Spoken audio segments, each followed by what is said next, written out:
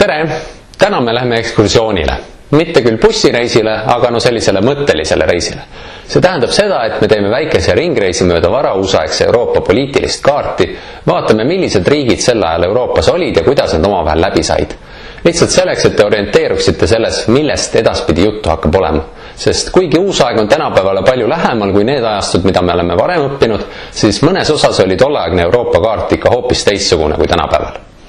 Ja väike meeldetuletus sellest, mida me oleme juba sel aastal õppinud, 16. sajandil ja 17. sajandi esimeses pooles möllasid Euroopas ususõjad, mis lõppesid sellega, et Põhja-Euroopa riikides said valitsevaks erinevad protestantlikud kirikud, Lõuna-Euroopas jäi domineerima katoliiklus.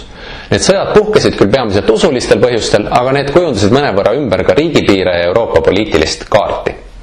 Ususõjad Euroopas lõppesid, nagu te peaksite juba mäletama, Vestfaali rahuga 1648. aastal. See on mitmeski mõttes väga oluline sündmus, sest Vestfaali rahu peetakse kogu tänapäevase rahvusvahelise õiguse süsteemi aluseks. Mis see rahvusvaheline õigus on? See on riikidevaheline õigus.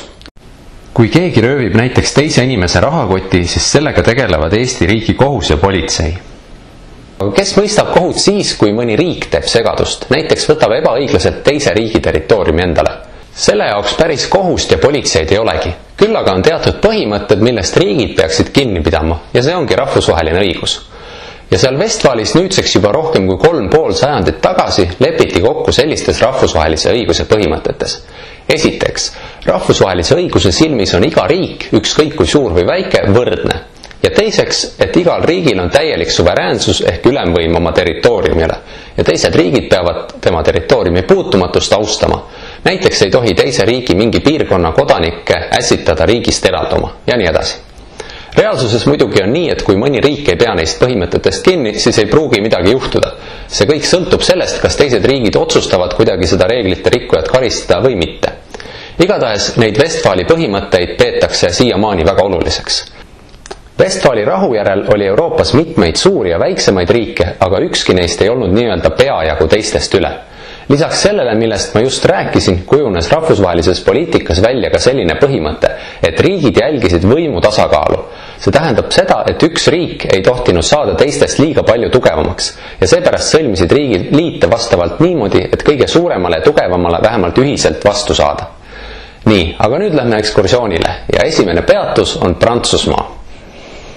Prantsusmaa oli ususõdade ajastu lõppedes Euroopa võimsaim riik. Prantsusmaa kuningad, eriti päikesekuningas Louis XIV, valitsesid absoluutsete monarhidena ja tegid, mis tahtsid. Kandsid sukkpükse ja kontsakingi ja rajasid megakalleid losse, sest nad võisid seda teha. Ühtlasi üritasid nad saada Euroopas ülemvõimu ja vallutada naabritelt alasid juurde, mis kohati ka õnnestus. Prantsusmaa jäi pärast ususõdu katoliiklikuks riigiks. Järgmiseks suundume Briti saartele. Inglismaal oli 17. sajandil pikk kodusõda, aga seejärel seati sisse parlamentaarne monarhia, mis hakkas hästi tööle ja Inglismaast kujunes teine väga suur ja võimas riik Euroopas. Inglased olid väga edukad laevastikuehitajad ning haarasid endale suuri valdusi üle kogu maailma, nii et edaspidi võime rääkida hoopis Briti impeeriumist, millest sai ajapikku maailma ajaloo kõige suurem riik. Britid kaklesid kogu aeg prantslastega ja üritasid igati takistada prantslastel Euroopas ülemvõimu saavutamast. Ehk siis britid olid eriti suured võimu tasakaalu põhimõtte pooldajad. Nemad organiseerisid alati prantslastele kambaka, kui tundus, et prantslased liiga ära tõusevad. Britid olid protestandid, aga et asi keerulisem oleks, siis Inglismaal sai valitsevaks nende oma versioon protestantlusest ehk Anglikaani kirik. Inglise kuninga võimu alla kuulus ka Šotimaa, aga šotlased olid peamiselt kalvinistid. Lisaks oli brittide võimu all ka Iirimaa, aga seal säilis üldsegi katoliiklus. Nii, aga liigume edasi, järgmine peatus on Saksamaa. Saksamaaga oli asi üsna keeruline. Mäletate, juba keskajal loodi selline moodustis nagu Saksa-Rooma või Püha Rooma keisririik. See riik kestis varauusajal edasi, aga asi läks väga segaseks, eriti pärast ususõdu. Pärast 1648. aastat ehk Vestfaali rahu oli Saksa-Rooma keisririigi aladel tegelikult umbes 300 iseseisvat riigikest. Lihtsalt vaadake seda kaarti, see ei ole normaalne, siuke pudru ja kapsad. Saksa-Rooma keisrit justkui nimetati edaspidi ka ametisse, aga tegelikult oleks tema asemel võinud sama hästi olla kass või koer, sest mingit võimu tal ei olnud. Keiser oli varauusajal alati Habsburgide suguvõsast. Mäletate, see oli see suure lõuaga perekond. Ja keiser oli alati ka katoliiklane, aga kuna pool Saksamaad oli protestantlik, siis nad ei tahtnud kuidagi sellele katoliiklasele alluda. Seega, ehkki Püha Rooma keisririik oli paberi peal nagu olemas, siis tegelikult olid selle territooriumid iseseisvad riigid ja Saksamaa polnud poliitiliselt ühtne. Kõigist 300 riigist ma rääkima ei hakka, aga 2 võimsamast küll. Habsburgide suguvõsale kuulusid isiklikult keisririigi aladest tänapäeva Austria, Sloveenia, Tšehhi, Slovakkia ja osa Poolast, ehk kõige suurem osa keisririigi aladest. Lisaks kuulus neile ka veel umbes sama palju alasid keisririigist väljaspool. Edaspidi võime rääkida Habsburgide valdustest kui Austria riigist ja Habsburgidest kui Austria keisritest. See teeb asja lihtsamaks. Nagu öeldud, Habsburgid ja Austria olid katoliiklikud. Austriale tekkis Saksamaa siseselt ka konkurent, Preisimaa, mis oli suurim protestantlik riik Saksamaal. Preisimaa kasvas ja muutus varauusaja jooksul eriti edukaks, kuna neil oli väga hea ja tugeva distsipliiniga sõjavägi. Nagu ka Austrial oli Preisimaal pool territoorium üldse mujal, väljaspool Püha Rooma keisririiki, tänapäeva Poolas ja Venemaa Kaliningradi oblasti aladel. Aga see teine pool, Brandenburg, asus keisririigi idaosas ja sinna kuulus ka Saksamaa hilisem pealinn Berliin. Ja et see asi veel keerulisem oleks, siis need 2 poolt, Ida-Preisimaa ja Brandenburg, ei olnud omavahel isegi maismaaga ühendatud. Seda Saksamaad. Huvitav, kas 18. sajandil Saksamaa elanikel endale jooksnud juhe kokku. Umbes, et oota, mis riigis ma nüüd siis üldse olen? Laseme siit Saksamaalt kiiresti jalga enne, kui see asi veel keerulisemaks läheb. Järgmine peatus on Itaalia. Samamoodi nagu Saksamaa oli ka Itaalia täiesti killustunud paljudeks väikesteks riikideks. Põhja-Itaalias olid juba keskajal esile tõusnud jõukad linnriigid, mis said rikkaks tänu kaubandusele idamaadega ning mis seetõttu olid renessansi ajal kultuuriliselt Euroopa kõige lahedam ja kuumem piirkond.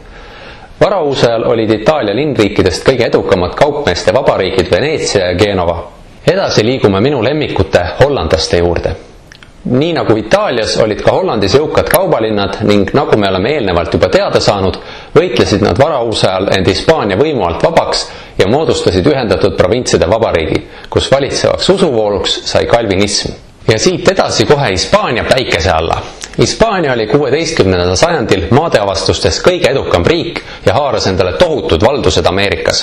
Hispaanial olid kõik võimalused saada Euroopa üheks võimsaimaks riigiks, aga kõik need rikkused, mis nad uuest maailmast said, kulutasid nad mõttetutele ususõdadele Euroopas, mis viisid riigi pankrotti ja see tähendas seda, et Vestfaali rahu järel oli Hispaania üsnagi selline teise järgu riik.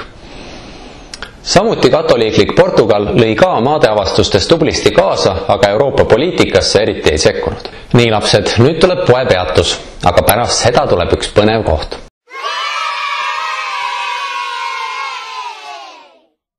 Suureks tegijaks oli varauusaegses Euroopas Türgi impeerium, mida valitses Osmanite dünastias sultan. Sultan oli siis Türgi valitseja ametinimetus. Tegemist oli väga suure riigiga, mis laius 3 eri maailmajaos, Euroopas, Aafrikas ja Aasias. 14. ja 15. sajandil olid türklased teinud lõpu Bütsantsi impeeriumile ning vallutanud nende endised alad Balkani poolsaarel. Euroopa riigid suhtusid islamiusulisse Türgisse vaenulikult ja olid pidevas hirmus, et türklased võivad vallutada kogu Euroopa. Mis oli veidi põhjendatud, kuna Osmanite eesmärgiks oligi allutada kogu maailm moslemite võimule. Teisalt olid nad riigisiseste usuliste erinevuste suhtes palju leebemad kui enamik Euroopa valitsejaid. Balkani poolsaarel elanud peamiselt õigeusklikud rahvad võisid oma usu säilitada, nad pidid lihtsalt sultanile veidi maksu maksma. Nüüd pange end veidi soojemalt riidesse, sest me suundume põhjapoolsematele aladele. Põhja-Euroopas olid 2 suurt ja tugevat luterlikku kuningriiki. Taani, kuhu alla kuulusid ka Norra ja Island, ning Rootsi, kuhu alla kuulus ka Soome ning vahepeal ka Eesti ning isegi osa Lätit ja Venemaad. Ida-Euroopas oli selline kummaline riik nagu Poola-Leedu ühisriik või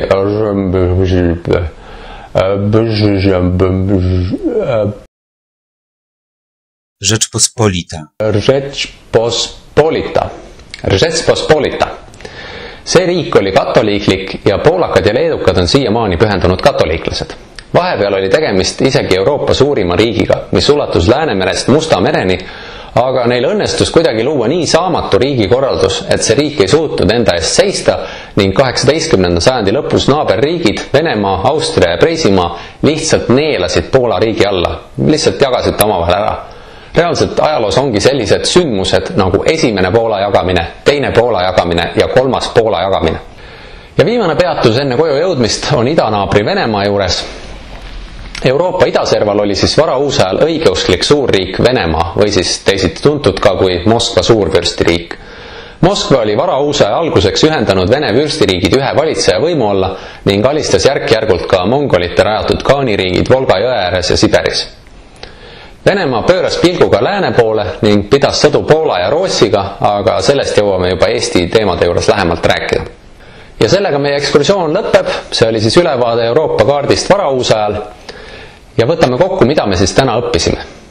Vestfali rahuga 1648. aastal lõppesid ususõjad Euroopas ja ühtlasi pandi alus rahvusvaheliste suhete ja õiguse süsteemile. Varauusajal jälgiti Euroopast teraselt, et ükski riik ei kujuneks teistest tugevamaks ja vajadusel tehti siis tugevama vastu kambakas. Kõige tugevamad riigid Euroopas olid Prantsusmaa, Inglismaa ja Austria. Saksamaa ja Itaalia olid killustunud paljudeks väikesteks riigikesteks. Euroopa servas või naabruses olid ka kaks suurt impeeriumi, Türgi ja Venemaa. Vaadake, et te siis midagi maha ei unustanud. Aitäh ja kohtume järgmisel korral!